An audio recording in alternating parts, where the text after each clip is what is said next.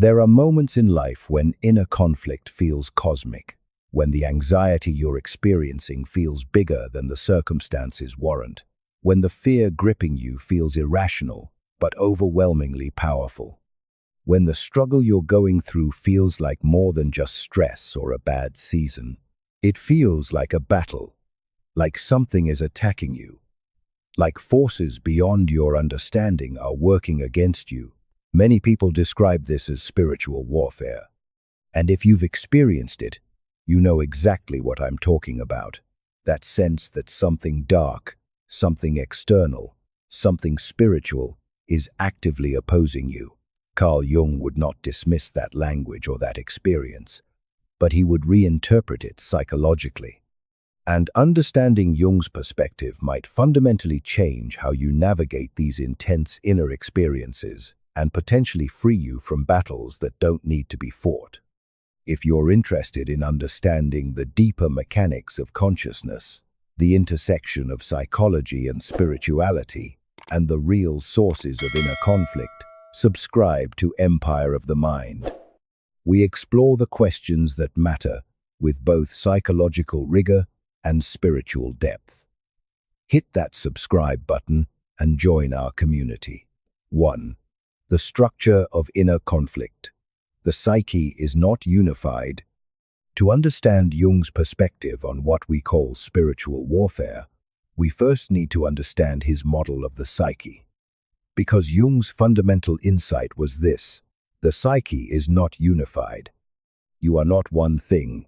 You're not a single, coherent self, with one set of desires, one identity, one voice. The psyche contains tension, often profound tension between different aspects of yourself. There's the ego, your conscious identity, the I you think of as yourself, the part that makes decisions and maintains your sense of continuity and control. And then there's the shadow, the denied, repressed, or undeveloped parts of the self. The qualities, emotions, desires, and capacities you've disowned, either because they were unacceptable to your family, your culture, your religion, or your own self-image. When these forces clash, when the ego's carefully constructed identity comes into conflict with shadow material, trying to emerge into consciousness, the experience can feel external, as if something is attacking you, as if a force from outside yourself is trying to destroy you, corrupt you, or drag you down. But Jung insisted on a radical idea that many people find difficult to accept. What we experience as an outer threat is often inner conflict, projected outward. Let me explain what this means. Projection is when unconscious material that exists within your own psyche, but that you're not aware of or won't acknowledge, appears to come from outside the self. You don't experience it as my anger, or my fear, or my darkness. You experience it as evil against me, spiritual attack. The devil is working in my life. Dark forces opposing me. Now, and this is crucial, this does not mean evil does not exist. Jung wasn't denying the reality of moral evil or spiritual darkness in the world. But psychologically, much of what we call spiritual warfare is actually fragmentation. It's the psyche at war with itself, with disowned parts of the self appearing to be external enemies. Think about it this way. If you've been taught your whole life that anger is sinful, that sexual desire is corrupting, that ambition is selfish, that certain thoughts are evidence of demonic influence, what happens to those very human qualities within you? They don't disappear. They go into the shadow. They become unconscious. And from the unconscious, they continue to operate, but now you experience them as external attacks rather than internal aspects of yourself. 2. The key distinction: integration versus division. So how do you tell the difference between genuine spiritual struggle and psychological projection? How do you know if you're experiencing actual spiritual warfare or battling your own shadow? Here is the difference Jung would emphasize. Spiritual struggle leads toward integration. Psychological fragmentation leads toward division. Let me break this down. If the experience pushes you toward humility, self-examination, shadow awareness, and responsibility, if it makes you ask, what is this revealing about me? What am I being called to integrate? What part of myself am I refusing to acknowledge? It is likely psychological growth disguised as spiritual battle. But if it pushes you toward paranoia, grandiosity, moral superiority, or seeing enemies everywhere, if it makes you certain that you're being attacked, that you're special enough to be targeted, that dark forces are specifically opposing your righteousness, the ego is inflating. This is a critical distinction. Real spiritual growth makes you smaller, humbler, and more aware of your own capacity for darkness. It confronts you with uncomfortable truths about yourself. Ego inflation makes you feel special, targeted, and righteous in comparison to others. It confirms your existing beliefs about yourself and makes external forces responsible for your internal struggles. Jung warned that when people refuse to acknowledge their shadow, when they won't admit their own capacity for anger, lust, selfishness, deception, cruelty, they demonize others. They split the world into pure and impure, righteous and corrupt, saved and condemned, us and them, light and darkness, with no gray areas. And here's the mechanism. The more unconscious a person is of their own darkness, the more intensely they perceive darkness externally. This is why some of the most spiritual people, those most convinced they're fighting demonic forces, those most vigilant about evil, those most certain of their own righteousness, can be the most psychologically fragmented. They're at war with their own shadow, but they experience that war as coming from outside themselves. Every temptation they feel becomes the enemy. Every doubt becomes a spiritual attack. Every human struggle becomes warfare. And the tragedy is that this prevents actual growth. Because you can't integrate what you won't acknowledge. You can't become whole while you're convinced all your darkness is external. 3. The question of accountability. Who is responsible? Another key difference between genuine spiritual struggle and psychological projection is the question of accountability. In psychological struggle, in the kind of inner work that leads to actual growth, you ask different questions. What in me needs attention? What am I avoiding? What fear am I projecting? What part of myself am I refusing to see? How am I contributing to this conflict?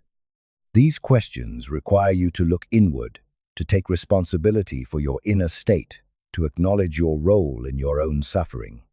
But in ego-driven warfare, the question is always external. Who is attacking me? What force is opposing me? Why am I being targeted? Who's to blame for this? Do you see the difference?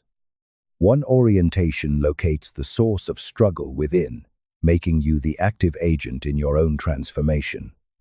The other locates the source externally, making you the passive victim of forces beyond your control. Jung did not deny the reality of moral conflict. He didn't deny that there are real ethical choices, real evil in the world, real forces that oppose goodness and wholeness. But he insisted that growth requires internal confrontation before external blame. Because here's what he understood. When you're constantly battling external enemies, spiritual forces, demonic attacks, evil influences, you never have to look at yourself. You never have to examine your own shadow. You never have to take responsibility for your own psychological fragmentation. The battle that leads to wholeness is fought within. It's the hard work of acknowledging what you've denied, integrating what you've repressed, and making conscious what you've kept unconscious. The battle that leads to inflation is fought against imagined enemies. It's the comfortable work of projecting your shadow outward and fighting it out there rather than integrating it in here. And here's the uncomfortable truth. The second option feels more spiritual. It feels more righteous.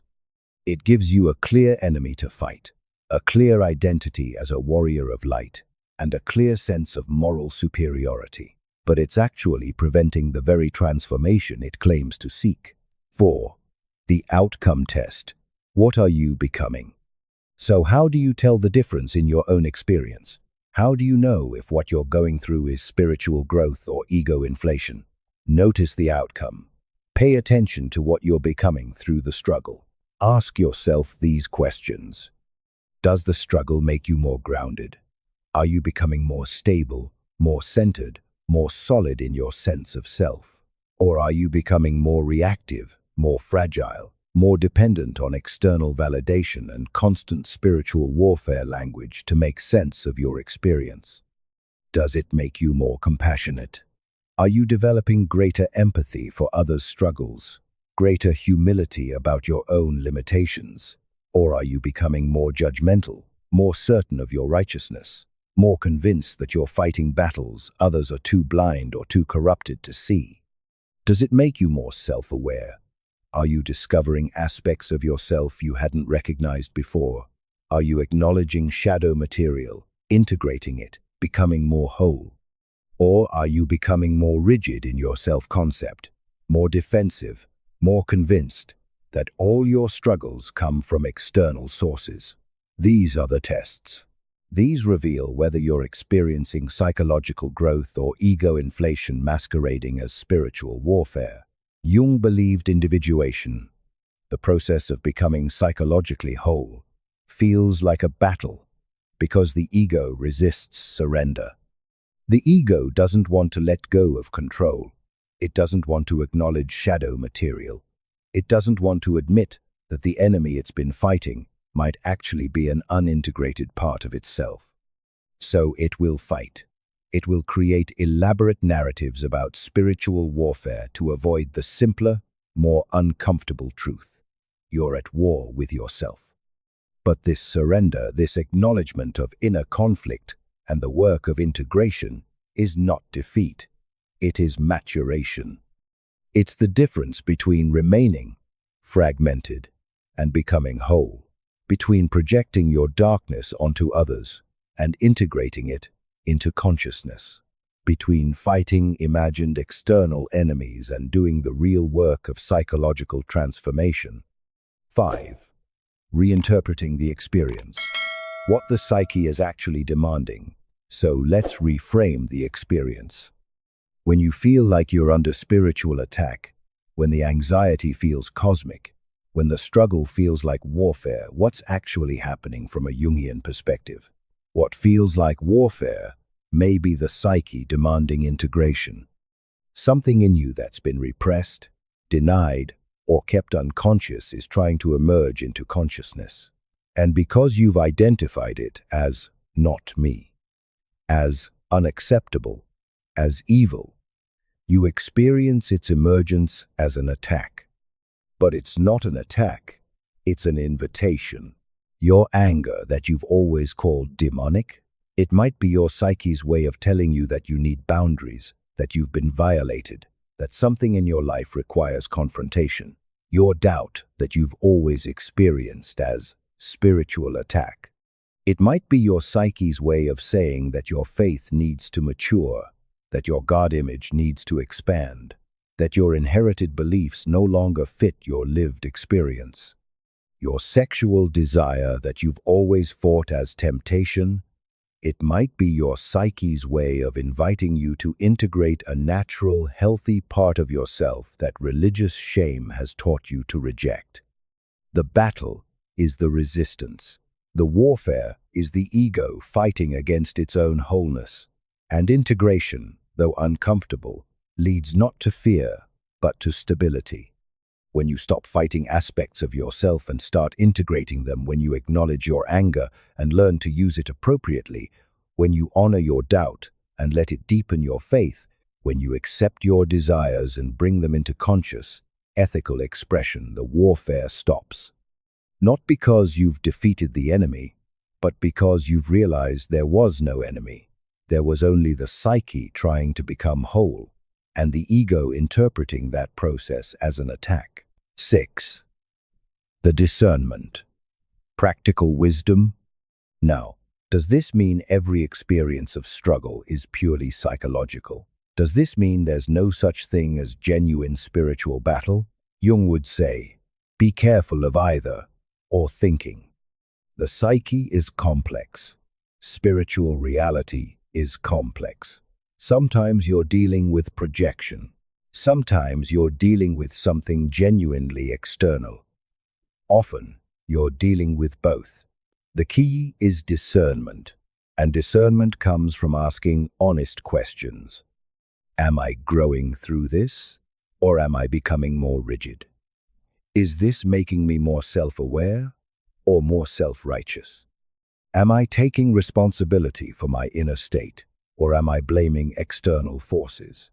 Is this leading to integration and wholeness, or fragmentation and division? If you're genuinely under spiritual attack, the response should still include self-examination. It should still lead to greater consciousness, not less. It should still make you more humble, not more inflated. But if you're battling your own shadow, no amount of spiritual warfare language will help. In fact, it will make things worse by preventing you from doing the actual work of integration. Jung's wisdom here is profound. The battle that needs to be fought is often different from the battle you think you're fighting, and the victory you need is often not the defeat of external enemies, but the integration of internal aspects of yourself you've been taught to reject. So, if you're in a season that feels like spiritual warfare, if you're experiencing anxiety that seems cosmic, if the struggle feels bigger than you can rationally explain, pause. Before you assume you're under attack, before you wage war against external forces, before you double down on spiritual battle language, ask yourself, what if this is my psyche trying to become whole? What if the enemy I'm fighting is actually an unintegrated part of myself? What if the darkness I perceive is shadow material trying to come into consciousness?